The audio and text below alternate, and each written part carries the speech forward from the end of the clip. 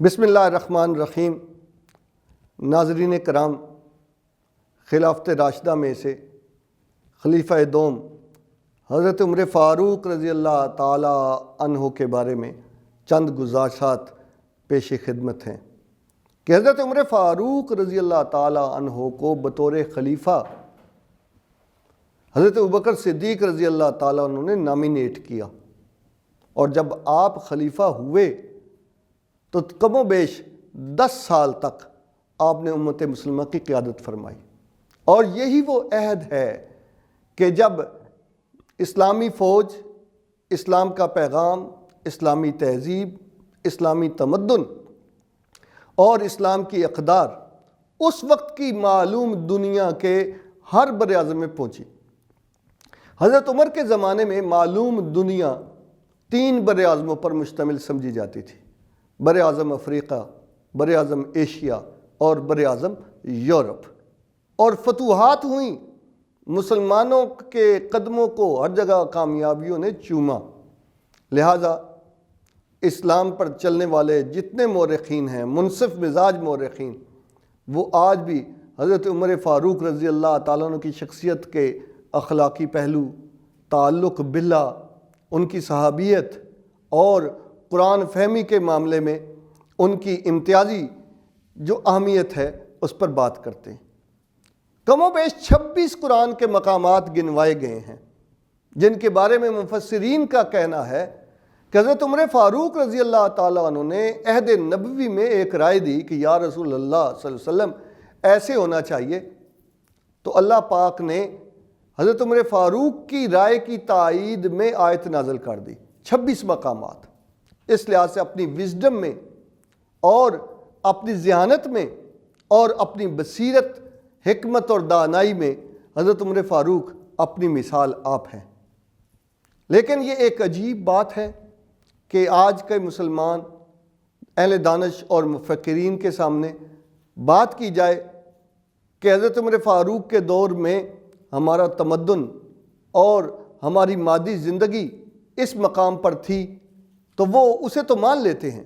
لیکن اس کی روشنی میں یہ تقاضا کیا جائے کہ آج بھی مسلمانوں کو اپنی بستیوں اور شہروں میں ایسی سیوک سینس، ایسی شہریت، ایسی سیاسیات، ایسی معاشیات اور ایسی ملیٹنسی کی ضرورت ہے، ایسی مواصلات کی ضرورت ہے، تو دین کے تصور کو سمیٹ کے مسلح کی حدود تک لوگ لے جاتے ہیں اور یہ کہتے ہیں کہ دین تو بس آیت کریمہ کا ورد ہے، یہ تو بس کوئی اسم اعظم ہے، یہ تو دعائیں ہیں، اور دین کو مسلح کی فضا اور حدود سے باہر نکلنے کی حوصلہ شکنی کی جاتی ہے۔ یہ عجیب بات ہے کہ یہ دین حضرت عمر کی زندگی گواہ ہے کہ انسانوں کی زندگی سنوارنے کے لیے آیا ہے۔ میں نے دانستہ طور پر لفظ مسلمانوں نہیں بولا، یہ دین انسانیت ہے۔ اور حضرت عمر رضی اللہ تعالی عنہ کا 10 سالہ زرعی عہد حکومت اس بات پر گواہ ہے کہ اقلیتوں کو بہترین حقوق عطا کیے گئے، اور جو جزیہ نہیں دے سکتے تھے انہیں جزیہ دیا گیا، اور لونڈیاں اور غلام اس غلط روایت کی حوصلہ شکنی بھی کی گئی اور انہیں معزز خاندانوں کا حصہ بھی بنایا گیا، انہیں حقوق دیے گئے۔ آپ نے شہر بسائے، شہروں میں صفائی کا انتظام کیا، آپ نے ڈاک کا نظام بنایا، آپ نے فوجوں کے اندر ڈسپلن پیدا کیا، پیٹرولنگ کا سسٹم بنایا، جرائم کی شرح تھمی، اور مسلمانوں کی اکنامکس میں بہتری آئی، اور فتوحات کا تو ہم ذکر کر ہی چکے ہیں۔ لہٰذا یہ بات مبالغہ آمیز ہرگز نہیں ہے کہ اللہ نے اس دنیا کو امتحان گاہ بنایا ہے، اس لیے سیدنا عمر کو اللہ نے اپنے پاس بلا لیا، ورنہ لوگ ٹھیک ہی کہتے ہیں کہ اگر ایک عمر اور ہوتا تو اسلام کی پیش قدمی کو نہیں روکا جا سکتا تھا۔ حضرت عمر فاروق رضی اللہ تعالیٰ عنہ نے بچوں کے، معذوروں کے، بوڑھوں کے سکالرشپ قائم کیے، اور اسی طرح سے شہری زندگی کو اپنے دور کا جدید تمدن عطا کیا۔ لہٰذا آج پولیٹیکل سائنس میں، سوشیالوجی میں، جدید علوم میں مہذب دنیا ایک ویلفیئر سٹیٹ کا جو تصور دے رہی ہے اس پر مغرب کا قبضہ ہے۔ ان کی اچھائیاں اور ان کی سٹرینث تسلیم کرنے میں کوئی حرج نہیں ہے، لیکن سچی بات یہ ہے کہ گنوا دی ہم نے جو اسلاف سے میراث پائی تھی، ثریا سے زمیں پر آسمان ہم کو دے مارا، مگر وہ علم کے موتی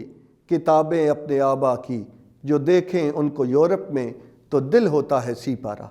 اقبال کے ان اشعار کے مصداق یہ بات بڑے پیمانے پر سمجھنے اور سمجھانے کی ہے کہ قرآن اور حدیث کے اندر اور سیرت صحابہ کے اندر کوئی ایک لفظ بھی ایسا نہیں ہے، کوئی ایک لفظ بھی ایسا نہیں ہے، ایک سطر ایسی نہیں ہے کہ جس پر ہم نے آخرت میں عمل کرنا ہو۔ جو بھی عمل کرنا ہے اسی دنیا کے اندر رہ کر کرنا ہے، اور اس کے لیے ہمارے رہنما سیدنا عمر فاروق رضی اللہ تعالی عنہ ہیں۔ اس لیے روح اقبال آج بھی یہ کہتی ہے کہ سبق پھر پڑھ صداقت کا، شجاعت کا، عدالت کا، لیا جائے گا تجھ سے کام دنیا کی امامت کا۔ اللہ تعالی ہمارا حامی و مددگار ہو۔ بہت بہت شکریہ۔ اللہم صلی علی سیدنا محمد